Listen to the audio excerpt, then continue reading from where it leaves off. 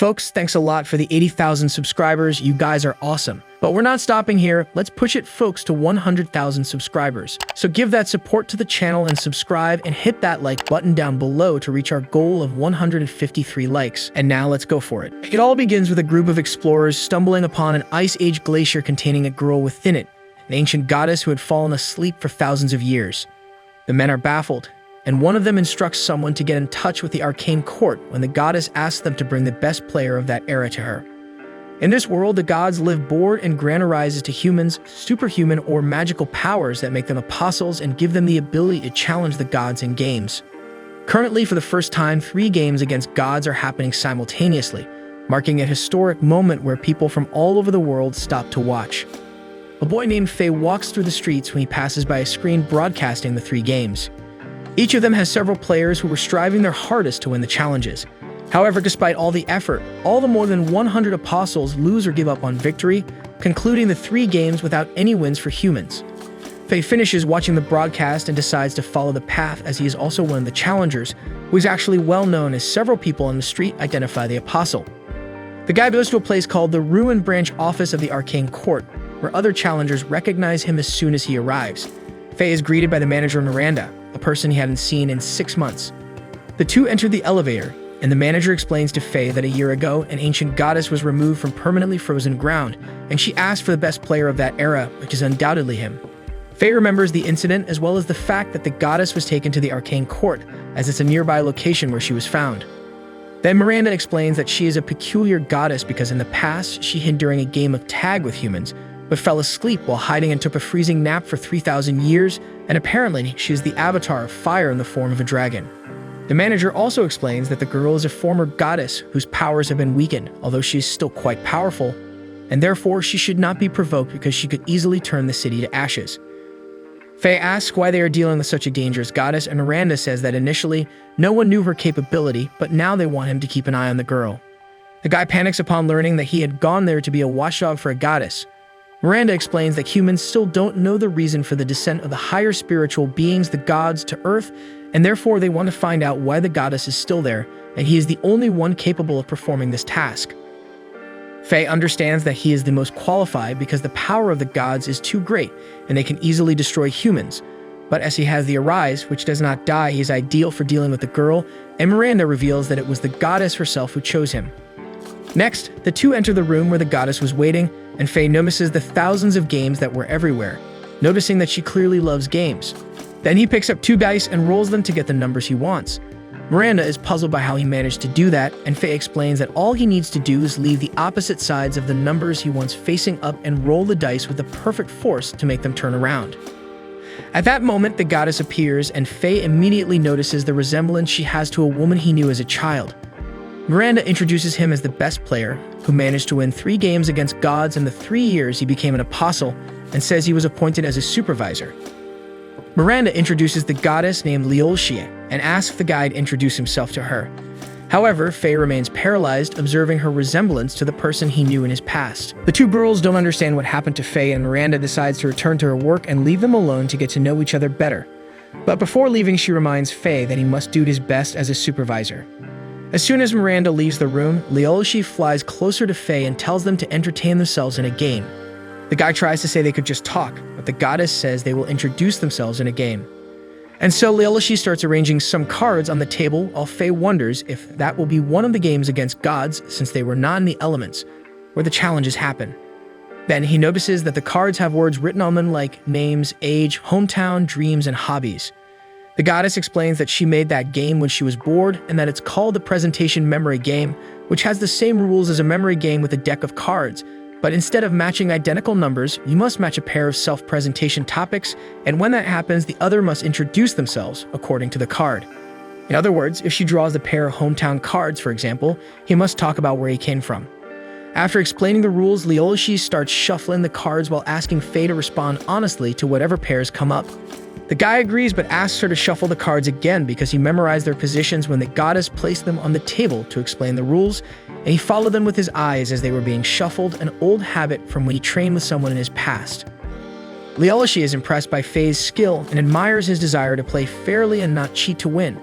Then the goddess finds it a waste for them to play on a table and uses a power to make all the cards float and spin in the air. Faye observes that he never forgets a card, and surely his opponent is also like that, and that way it would make things harder because they would continuously change places.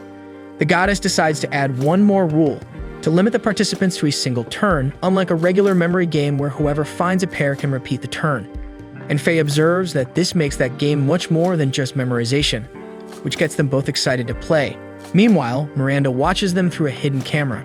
Faye is the first one to play and draws the cards of hometown and blood type. Due to the theme, he asks if gods have blood. The girl explains that yes, and it's hotter than lava, with a single drop capable of melting that building, but if he wants to know more, he'll need the blood type pair. Next, Leolishi picks a name card and another from hometown. Then, with the first pair of cards revealed, the goddess asks if Faye knows their position, and he effortlessly retrieves them. Leolishi then reveals that her hometown, like that of most gods, is in elements, the place humans call the higher spiritual realm, and need to use a special door to enter. As they play, Miranda recalls that all games against gods take place in elements, and as a prize for winning, apostles can use part of their arise in the real world. The more victories they achieve, the more they can use these powers necessary to discover unexplored lands. In this world, 93% of the planet remains unexplored and harbors large creatures everywhere. Additionally, apostles lose the right to play after 3 defeats and complete the game with 10 victories, which include the celebration as a prize. This is something humanity doesn't understand the meaning of, as no one has ever achieved so many victories. But Miranda thinks perhaps Faye might be able to accomplish this goal. Back to the memory game, Faye comments on Leolishi's swift response regarding her hometown, and the goddess reminds him that it's the rule of the game, and that rules aren't mere restrictions, but a form of entertainment. Later, she gets the pair of name cards.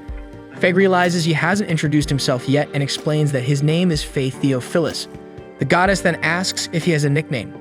Faye denies it, but this makes him realize that the game requires not only memorization, but also thinking about what questions to ask with the pairs of cards he acquired to cover as many questions as he wants. Furthermore, since the goal is to get to know the opponent, even if he knows the position of a pair of cards, not picking up some may be the key to victory.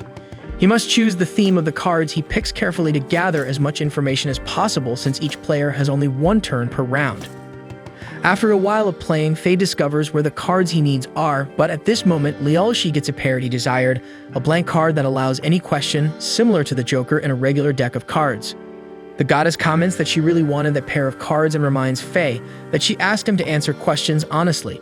Immediately, she changes her expression and asks what Faye's true reason for wanting to approach her is, making it clear that she won't allow him to lie. Faye observes the power the goddess clearly possesses and recalls again the person from his past. Then he notices that they both were after the Joker pair and that he's enjoying the game, so he decides to be honest.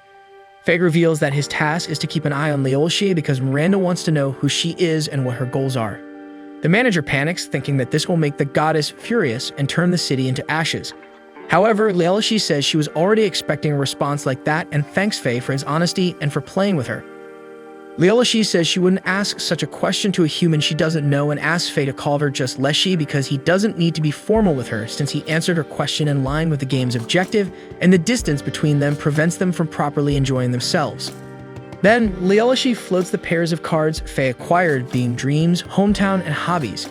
Faye realizes that the game's goal isn't simply to get the pairs, unlike the original memory game, because it didn't make sense for him to pick the name cards if he already knew his opponent's name.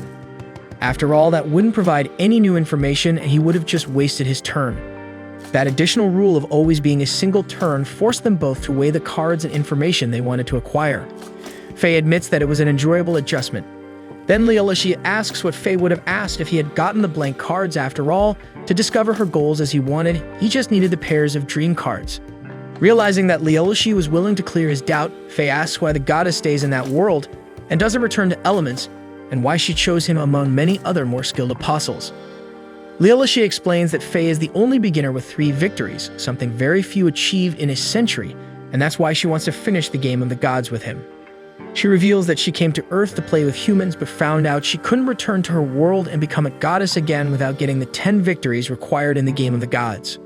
Faye is surprised and asks if she knows what the celebration is, the prize for those who achieve the 10 victories. The goddess confirms and explains that the human theory is almost correct. The gods will grant one wish to the apostle who completes the game. But unlike what humanity deduce, it's not just one wish, but as many as the winner wishes to make. Then she pulls him and takes him to the entrance of the Divine Gate, which he recognizes as the dive center. Leolishi then says she's been waiting a long time for a human like him. After that, they both cross the Divine Gate and end up in a higher spiritual realm, where a huge creature resides. Before Faye could process what was happening, a small creature announces the start of the game, a god's tag. God causes a small destruction in the buildings around, making several pieces of the construction fall on top of the participants, and everyone starts using their arises to protect themselves. Leshy wonders why Faye isn't using his power, and he explains that his arise is immortality. At that moment, a huge chunk of debris starts falling right towards the girl. Faye gets worried, but Leshy easily destroys the stone, reminding him that she is an ancient goddess. The girl then says she can't use 100% of her power and finds it cute that the guy was concerned about her. 10 minutes ago, when Faye and Leshy passed through the portal and arrived in Elements, the guy observes that the place looks a bit like the city, and the girl deduces it has something to do with the god of that game, although she's not sure since she doesn't know all the gods. Next, the two see the other participants, and Faye greets a girl named Asta and explains to her that he barely returned and was already dragged to the higher spiritual realm. Leshy takes the opportunity to introduce herself as well, and everyone is shocked to see the ancient goddess there. She explains that she will participate in the game, but reassures them by saying she will be on the human team. At that moment, the small creature appears, welcoming everyone and introducing itself. It says its name is Meep and lives in the territories of the Titan god, and since it was already time, no apostle could sign up for that game anymore.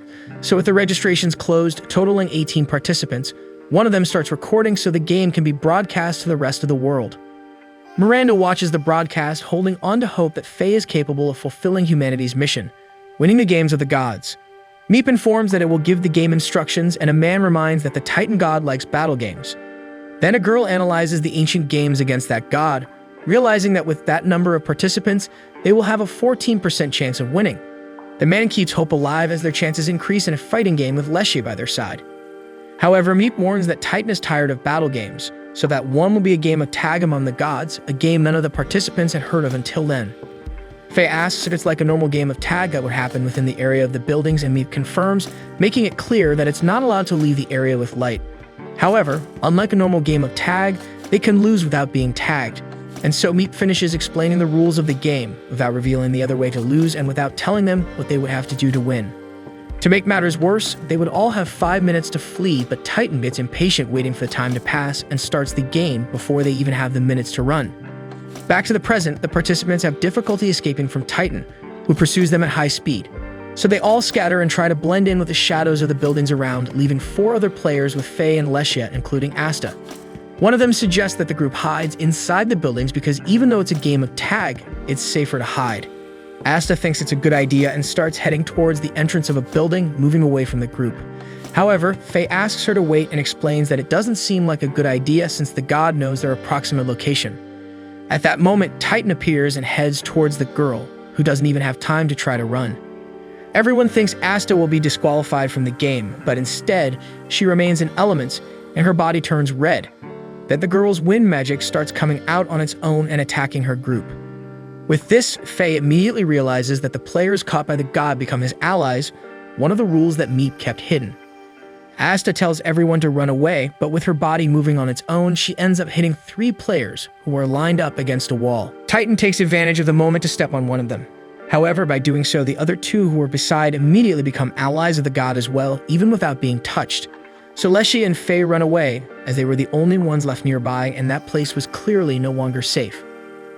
Titan chases the 2 when suddenly he changes his mind and goes after another target, but Asta appears to continue the pursuit. While fleeing, Faye observes that in just a few seconds, the game went from 18 against 1 to 14 against 5, and if the others are also caught, it will be 17 on the god's team against the 2. Furthermore, the guy notices that only half of Asta's body turned red, which means she wasn't completely out of the game. So, with just a glance at Leshy, his partner understands what he was thinking. The 2 pick up the pace to hide from Asta and attack the girl with a trash can, covering her body to prevent her from releasing her wind magic. Then Leshy touches Asta, causing the girl to return to the human team. Because they discovered the second hidden rule, which allows them to recover lost players, Titan sees the 3 as main targets again and resumes chasing them.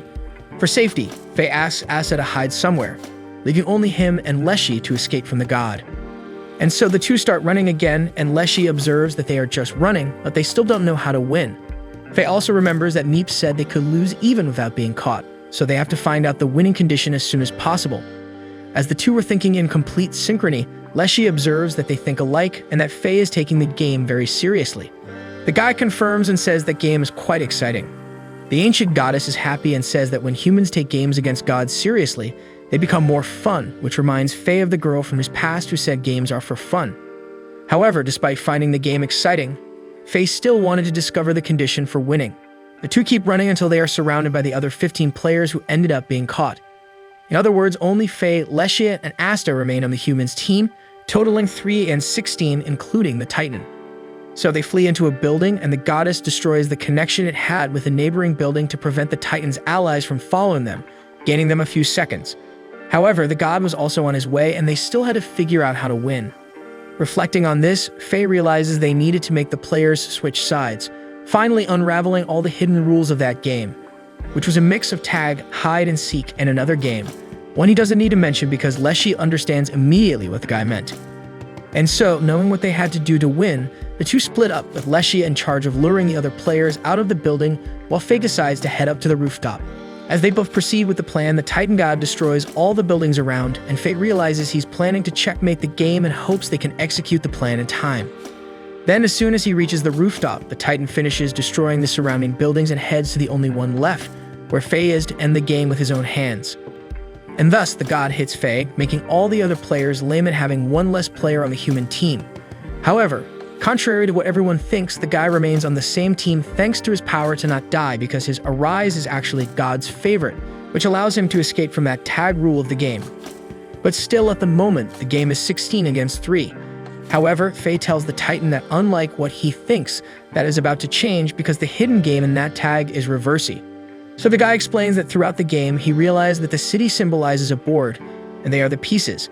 The god's team plays first and takes the pieces for themselves, which is when a person is tagged. Then the humans play and manage to make the players return to the human team as if the piece were flipped. Furthermore, Reversey is a game that ends when the board is full and no more moves are possible. And in that scenario, it's when all the buildings are destroyed, where the winner is whoever has more pieces on the board. Additionally, Faye explains that when a guy was tagged by the Titan and 2 others changed teams as well, even without being tagged, it was because they were thrown against the wall in a way that they were lined up, which according to the rules of Reversey, would flip them to the opposing team. Then the guy finally reveals that his goal was to distract the Titan for Leshy and Asta to take action. At that moment, the girls come out of hiding and Asta throws 7 participants against the wall, leaving them lined up as before. Then they touch 2 people, causing everyone in the rows to be reversed, changing the score to 10 humans against Man the God's team, just in time for the last building to collapse completely. And thus, the game ends with the humans as the winners, with the Titan god accepting his defeat. With the game over, everyone returns to the human world and Miranda celebrates the victory, as it had been 35 days since humanity last won against the gods, making the tag game receive the highest viewership in the world. She thanks Faye for giving them that victory and asks how it was for him to partner with the former goddess because the two were so in sync that they didn't seem like a newly formed duo. Faye says it was amazing how the two understood each other with just a glance and comments that the former goddess is truly impressive, as if that were the reason for their teamwork result. But Miranda says she doesn't think it happened because she was a former goddess, but because it was him and Leshy working together.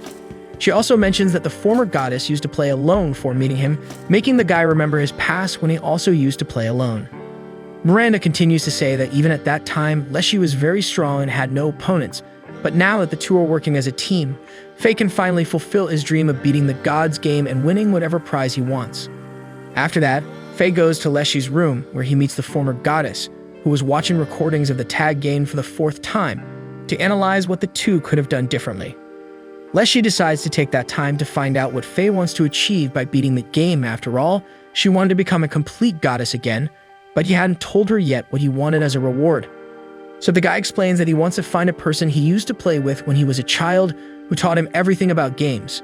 Faye recounts that despite always losing in all games, the woman accepted all his challenges with a smile until one day she left, promising they would see each other again, and since then he has wanted to see the person again to thank her, as she was responsible for him getting to where he is. Leshy finds the wish interesting but asks Faye if he has any other clues besides the fact that she used to play. But the guy says he doesn't know her name and doesn't remember her face or voice. The only thing he remembers is that the woman had red hair just like Leshy. Faye mentions that when he met the former goddess, he wondered if the two had any relation, but Leshy recalls she was trapped in ice for 3,000 years. However, despite not knowing the girl, she hopes Faye can fulfill his wish to find her. So Faye thinks that finding someone who is so similar to the person he's looking for might have been fate, and now the two are partners and will fight to beat the gods game. Later, Leshy informs Miranda that she and Faye have decided to form a team. However, the manager explains that just the two of them don't meet the minimum number of participants required for the games. Faye explains that they went there exactly because she knows better how many people the two of them will need on the team. Then Miranda complains to them because she was already in her pajamas and thought she would finally be able to rest after a long day of work. Then she starts complaining to the two of them for bothering her, and they immediately start apologizing. Afterwards, the manager explains that the Arcane Court recommends that a group have 10 or more people because statistics from the last 30 years show that groups with fewer than 9 people have a winning rate of less than 4%, while those with 10 or more have a 9% win rate, and those with over 20 people have an 11% win rate. In other words, the more members in the group, the better. However, Leshy doesn't like the idea because she thinks it's better to have a team with just the two of them than to have other participants who don't like playing.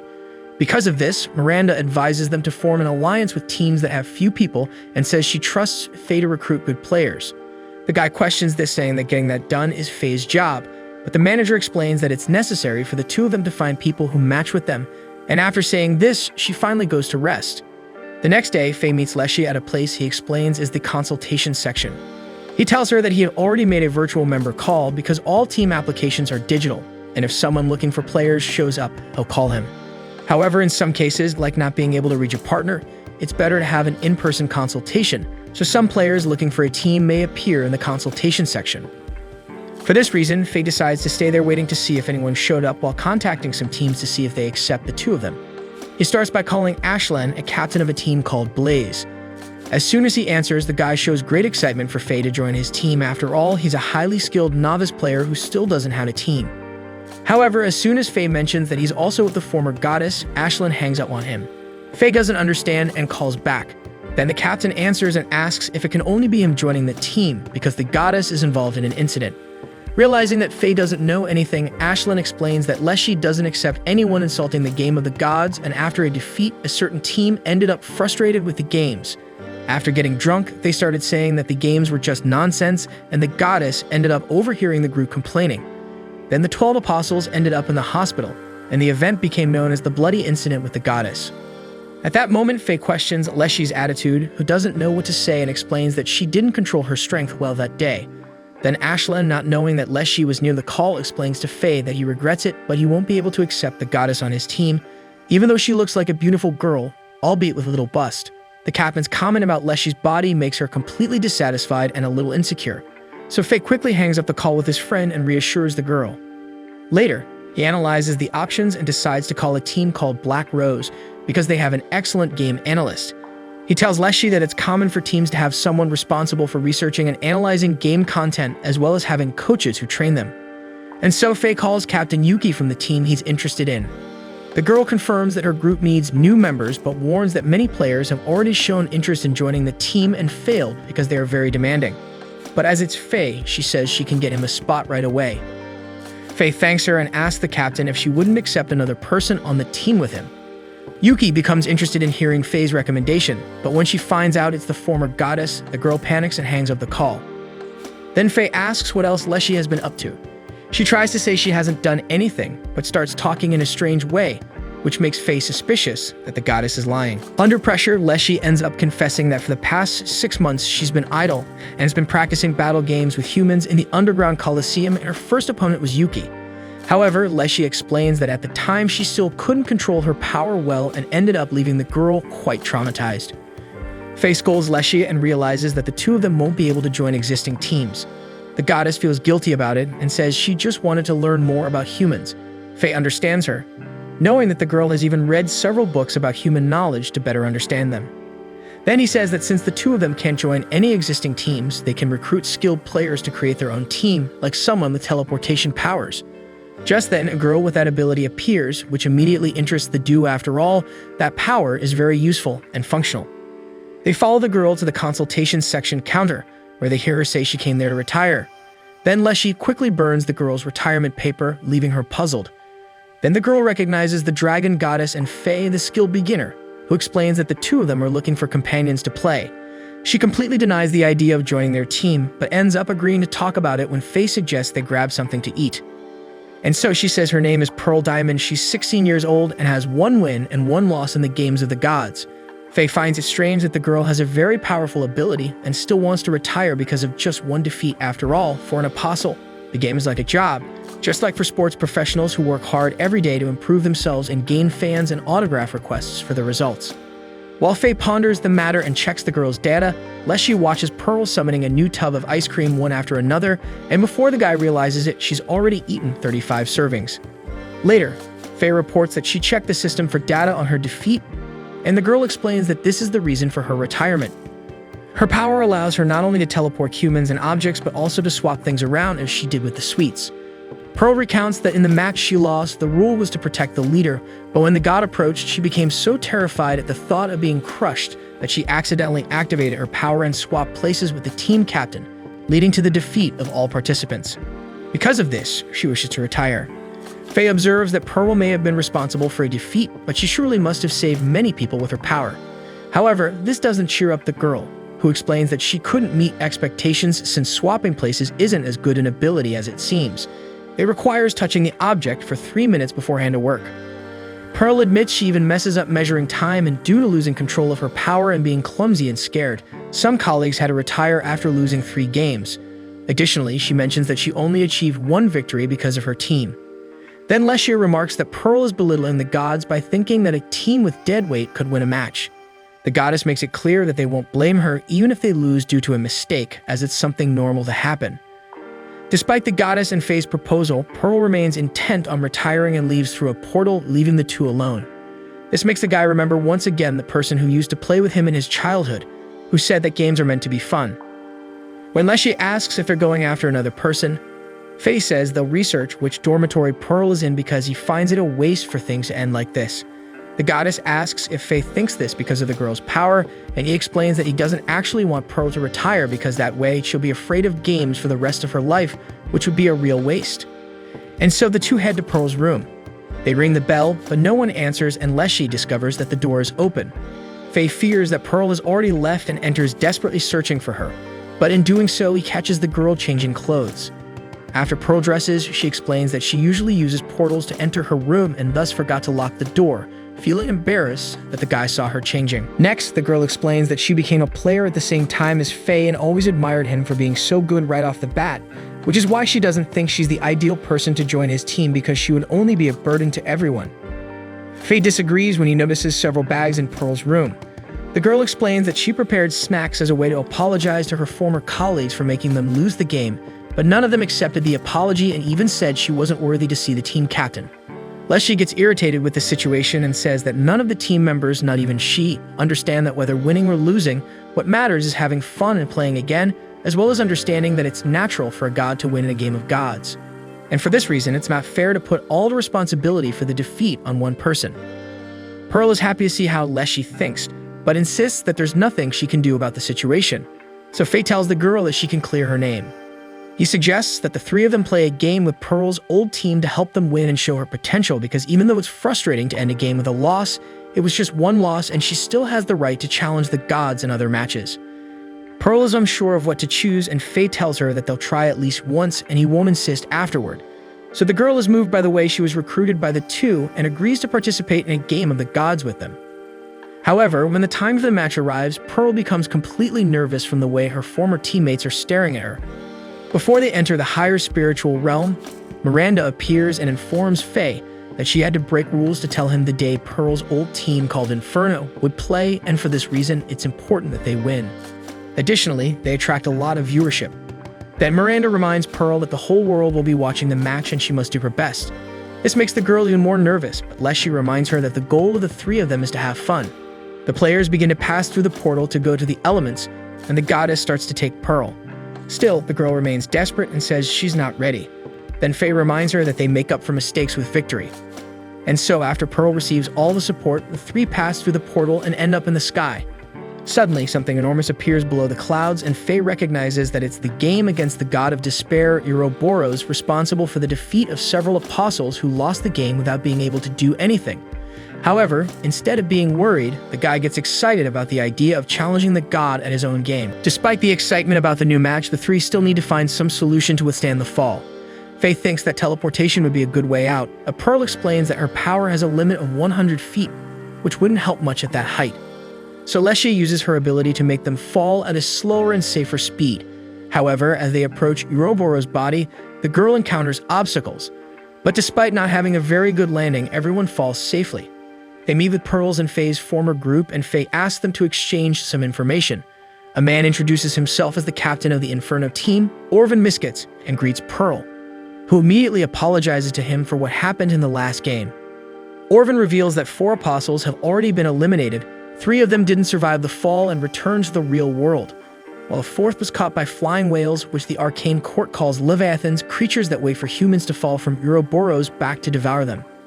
The situation of that game worries some participants because if they lose the match, they would have to retire, but the captain motivates his team, reminding everyone that the game is being broadcasted to the world.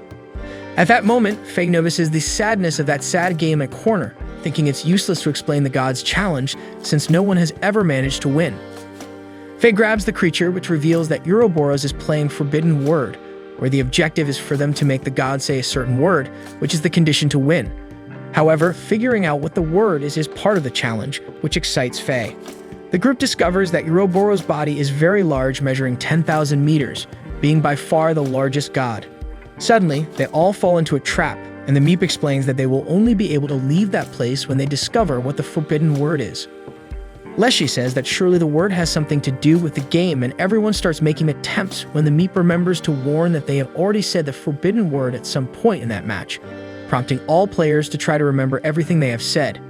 But even with several guesses, Faye is the one who guesses the word ouch, which Leshy and Pearl said when they fell, something that has been said twice. And so the group is free from the trap and moves to another part of the god's body.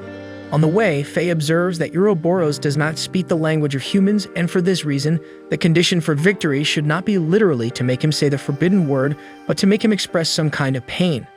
So the guy steps harder on Ouroboros' body, but doesn't even tickle. Then Captain Orvin and the rest of the Inferno team use their powers, attempting to cause some damage. But as it also doesn't work, Leshy decides to use all the goddess strength she has, and the impact of the attack creates a gust of wind, causing some participants to fly away and be eliminated by the Leviathans. Seeing what her action caused, Leshy immediately apologizes to the group, and Captain Orvin accepts the dragon goddess apology but notes that there was no sign that the damage caused any pain to Ouroboros. Faye notes that they are in a game of wisdom, and therefore they will only be able to win when they find a way to make the god utter the forbidden word. At that moment, the Meep, who is clearly very forgetful, remembers a secret rule that he forgot to tell the players and explains that if they perform a specific action, something will happen, and when that happens, it is possible to release the second secret rule for just a moment. Then Pearl realizes that the Leviathans, Ouroboros' subordinates, are following the group, which makes the girl afraid.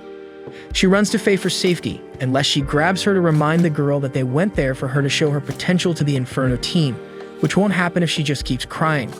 Pearl realizes that her friend is right and promises to make an effort, so the two girls set out to search, and after a while searching, they find Ouroboros' tail, which has a scale of a different color from the others, making the place stand out. Pearl gets excited about the idea of having found the god's weak point and ends up not paying attention to Faye, who says he has a bad feeling about it, making the guy remember that manager Miranda had talked about having some players who assume things on their own.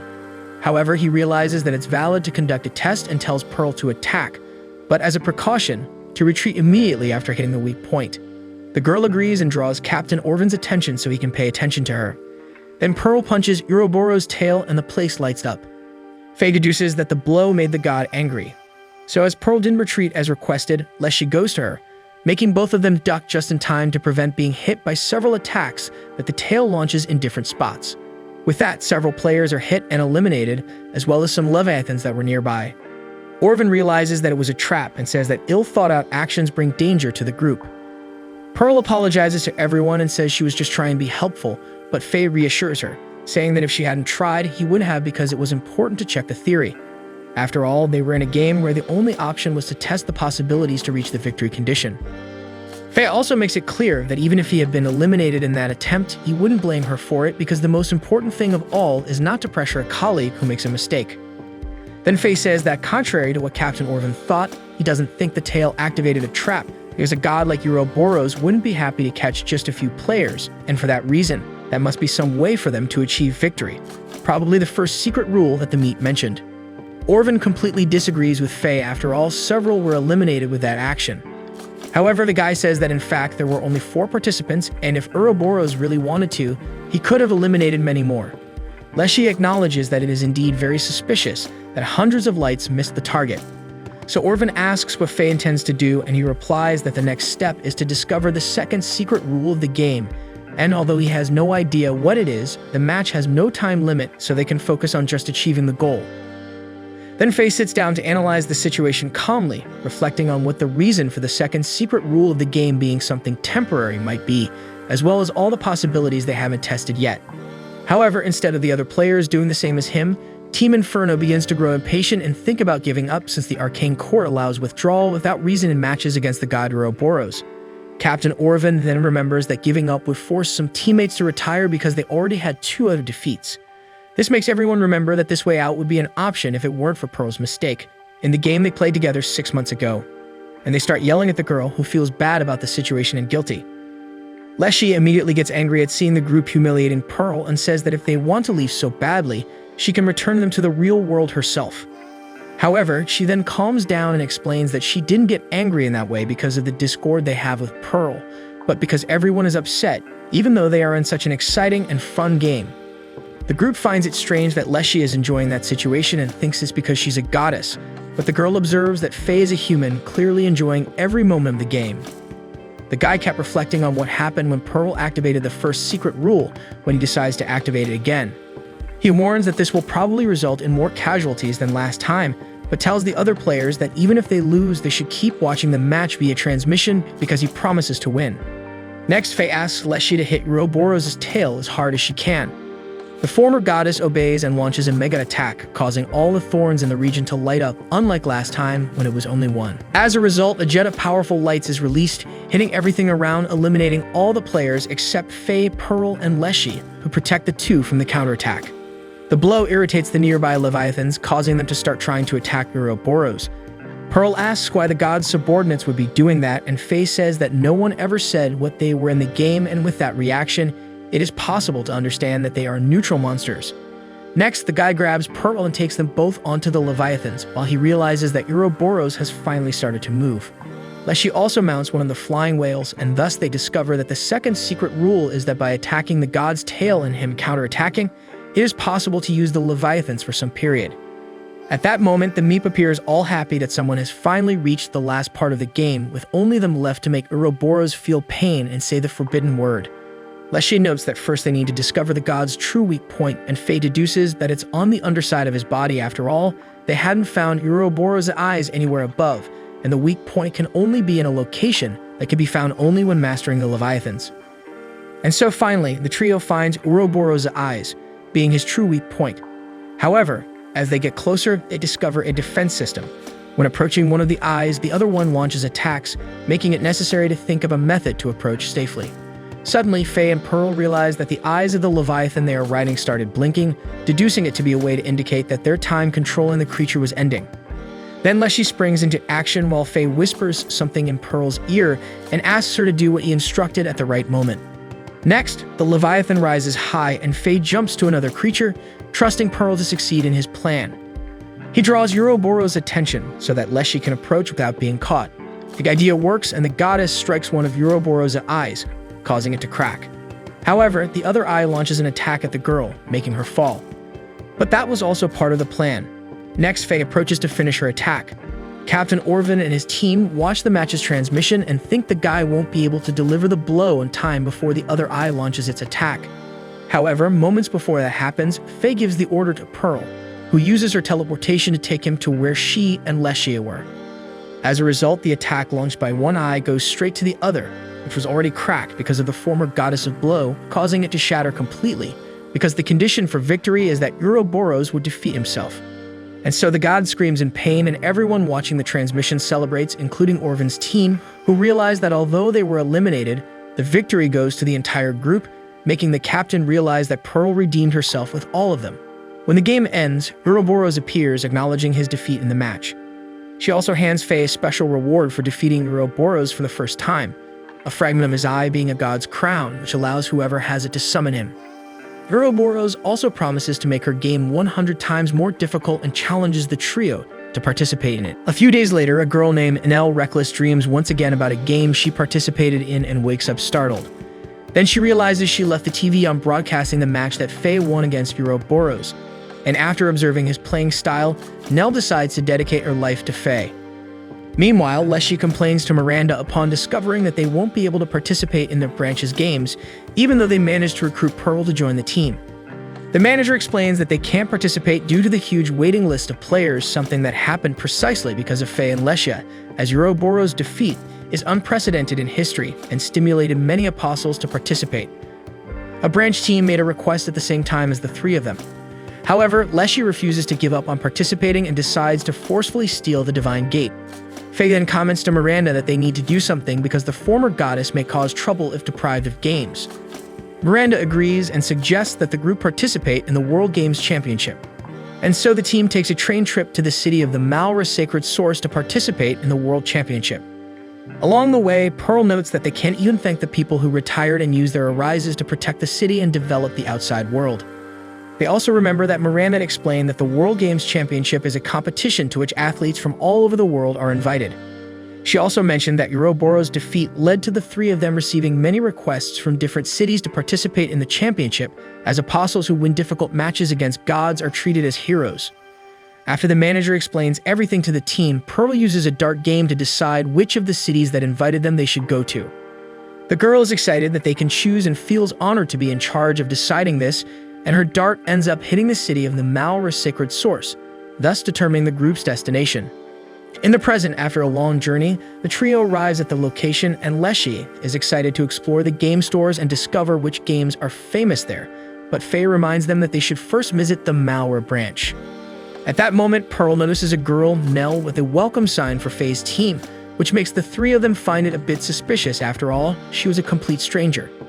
Nell had been looking for them everywhere when she notices Faye and the girls looking at her. The trio is startled by Nell's excitement and decides to flee, but she uses her arise, which gives her absurd speed and easily catches up with the group. Faye is impressed by the girl's superhuman physical strength and asks if she is an apostle.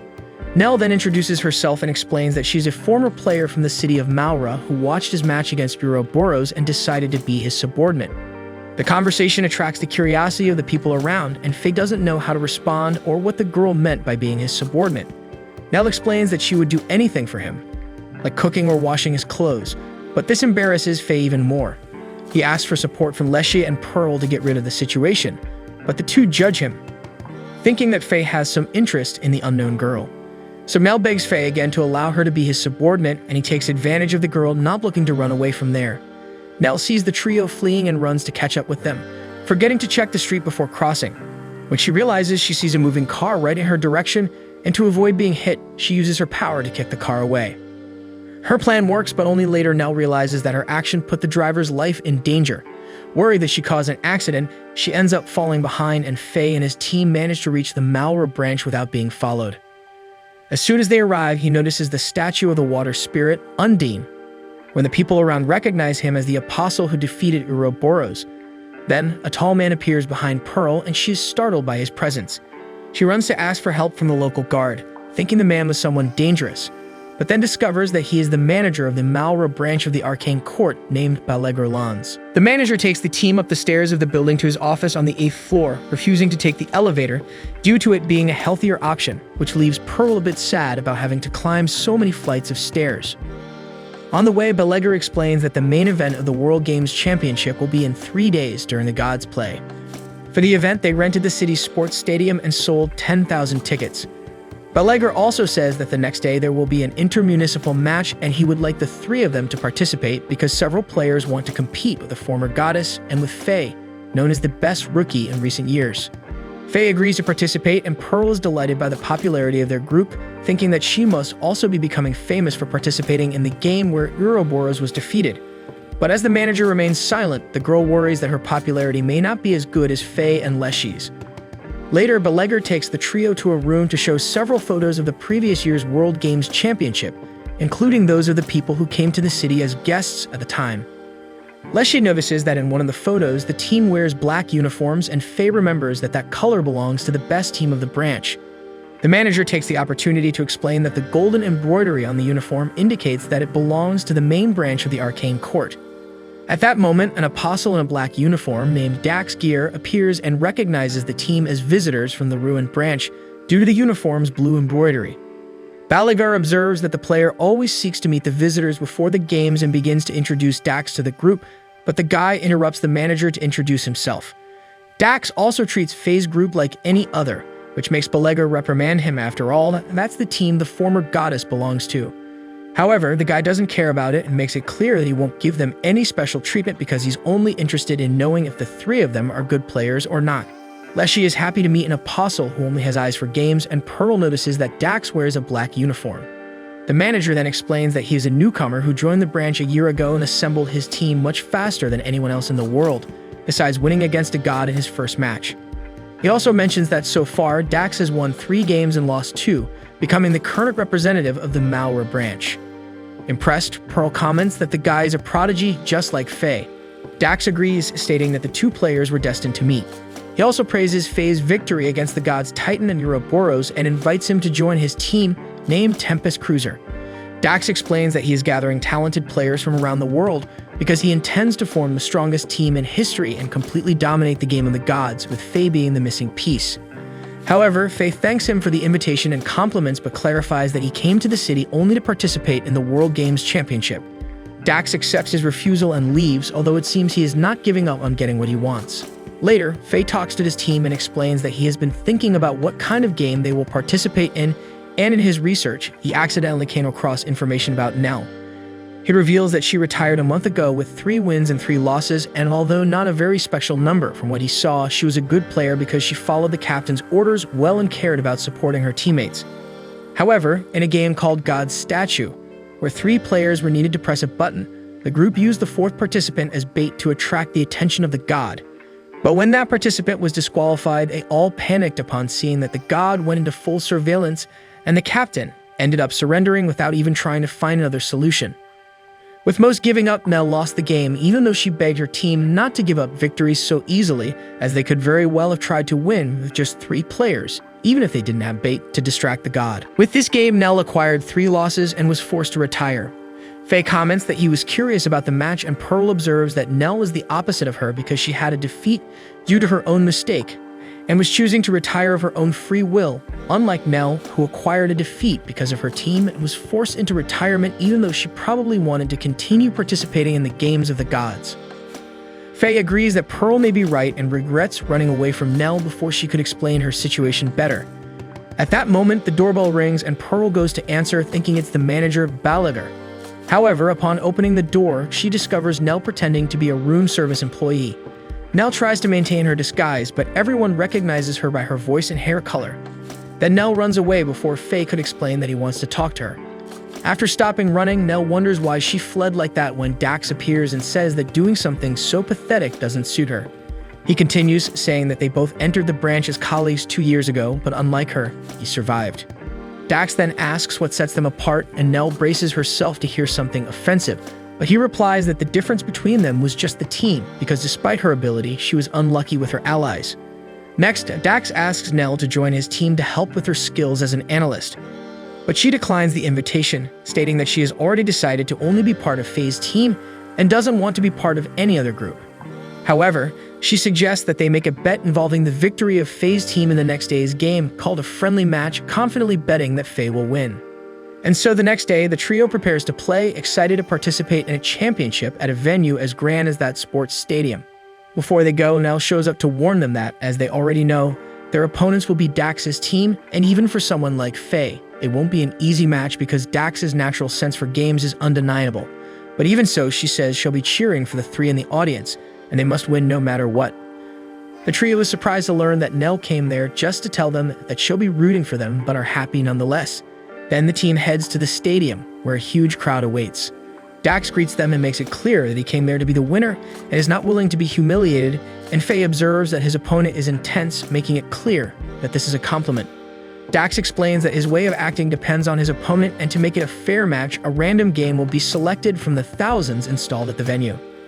Then Dax asks the operator to start the selected game, and an augmented reality video appears, causing various data to appear throughout the stadium, much to Faye's surprise. The game is a card-based strategy called Mental Arena, with both Dax and Faye having no prior familiarity with the game, which makes it a challenge for all involved. The game allows only 2 players for each team, and Dax calls Kelrich to be his partner, while Faye chooses Pearl, who is already much more confident about the games, and Leshy cheers for them.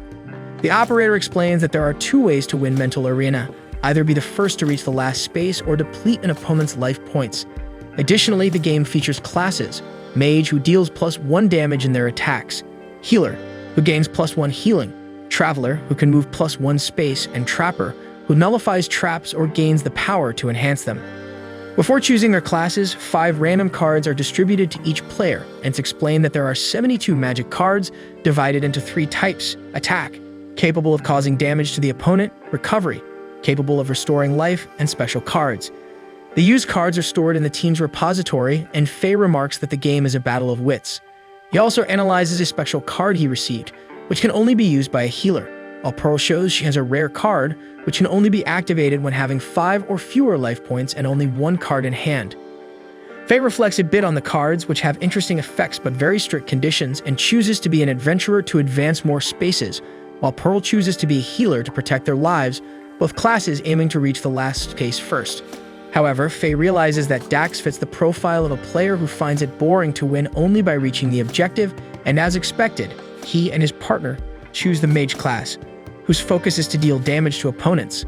Next, it's explained that they can choose from the dice card's numbers between 1 to 6, and that there are golden spaces, where it's possible to draw 2 magic cards, and silver spaces, where it's possible to draw 1 card, but if more than 1 player lands on the same space, none of them can buy cards.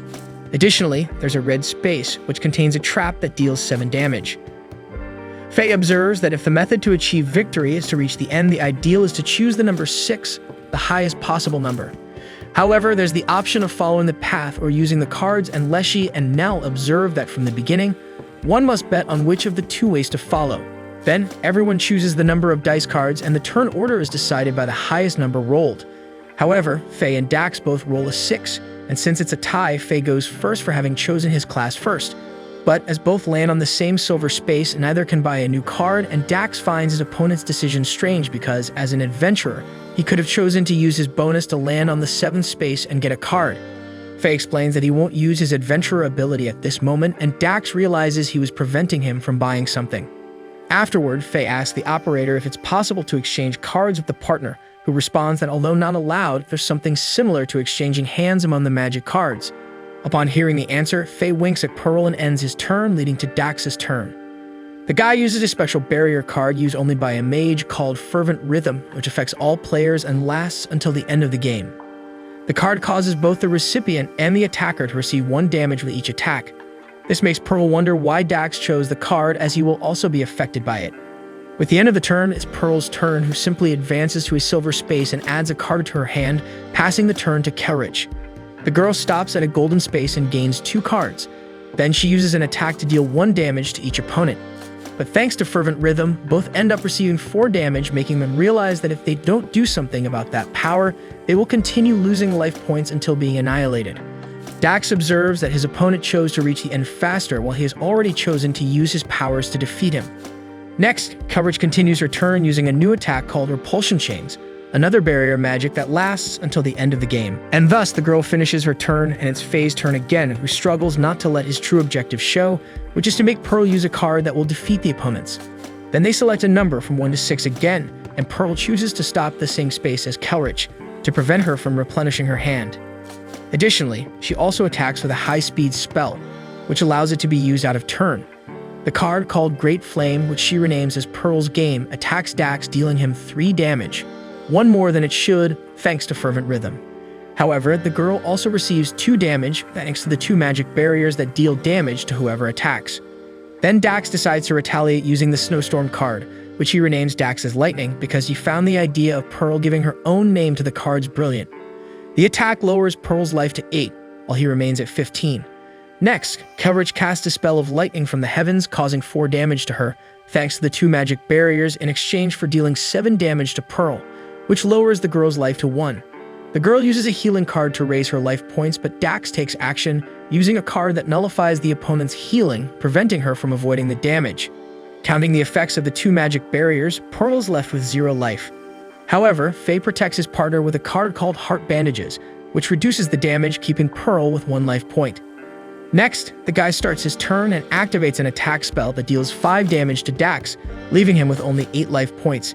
He also uses a card called Sacrifice of the Soul to store a card from his hand in the depot and recover 3 damage from himself and his ally. Then Pearl plays 2 cards that restore 9 life points. Leshy and Nell notice that Faye and Pearl manage to turn the tide, and Dax's life is dwindling despite him and his partner still having 6 cards up their sleeves. In the 3rd round, each one chooses a number from 1 to 6 to move, and Faye and Pearl are surprised to see Dax choose a number to land on the red square, which has a trap that deals 7 damage. On Pearl's turn, she draws 2 cards and discards 1 to use a barrier spell, nullifying the damage from the next attack she'll receive. Then, Faye uses the Traveler's ability to move an extra space. Kelrich notes that Faye is avoiding spending the cards from his hand as a precaution and praises Pearl's protection spell, but predicts her downfall despite all precautions. Then the girl casts Grand Flame to remove her opponent's protective barrier. Next, Kelrich plays a spell card called Absolute Equality, which forces all players to draw or discard until they have 4 cards in hand, and to finish, she uses a dimensional spell, which has no effect and ends her turn. After that, Dax lands on the red square and uses a restraint spell to transfer the damage caused by the trap to Pearl, something Faye had already anticipated. With the Fervent Rhythm, she loses 8 life points, leaving her with nothing. Then Faye again plays a card to save his partner, but Dax was already expecting him to try something and plays a card to prevent Faye from using any cards until the end of the phase. Pearl becomes worried, but Faye reassures her that they'll manage to win. However, Kelrich informs that now that everyone has finished their moves, her dimensional spell is activated as per the card's condition. It deals 10 damage to each player who drew 4 or more cards during the round, fitting Pearl, who was forced to draw 4 cards due to the Absolute Equality spell, something Kelrich had planned. The girl had 5 life points and ends up receiving 10 damage, making Kelrich think victory is assured. But Pearl is determined to prove to everyone that she's not a burden to Faye and casts a card called Last Dance, which can only be used when the player is about to lose all their life points, granting an extra turn. Additionally, the card restores everyone's life points to what they were before taking damage. Although at the end of the extra turn, it deals 20 damage to her, which would ultimately make Pearl lose her life. In other words, she had to win in that extra round or lose the game. Despite the risks, Pearl remains confident in her ability, and Faye also demonstrates full belief in the partner he chose. To start the turn, she activates the spell Vibrations of Life, which restores 10 life points, bringing her total to 11, while Dax was only left with 4. Then the girl casts a counterattack beam, healing 6 damage to him thanks to the Fervent Rhythm. To protect himself, Dax uses a first aid card, leaving him with only 1 life point, but Pearl casts the Grand Flame to inflict more damage.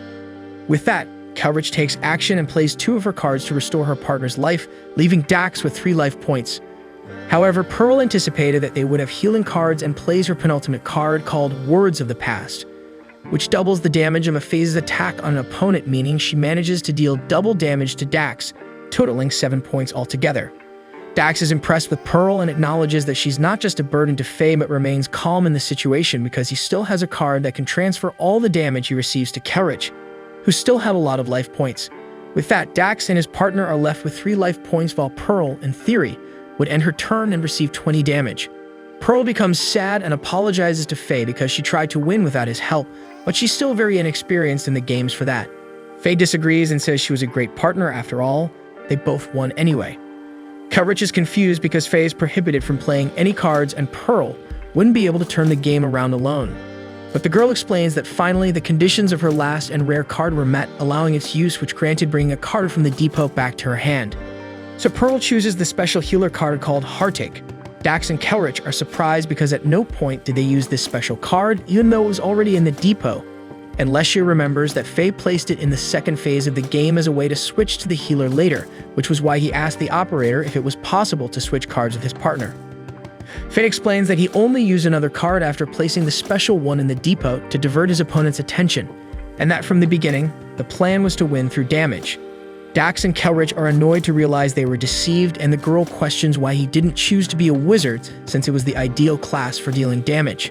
Faye explains that they had many healing cards in their hands and could lose if they engaged in a direct damage contest, whereas with that mental game, they had a better chance of winning.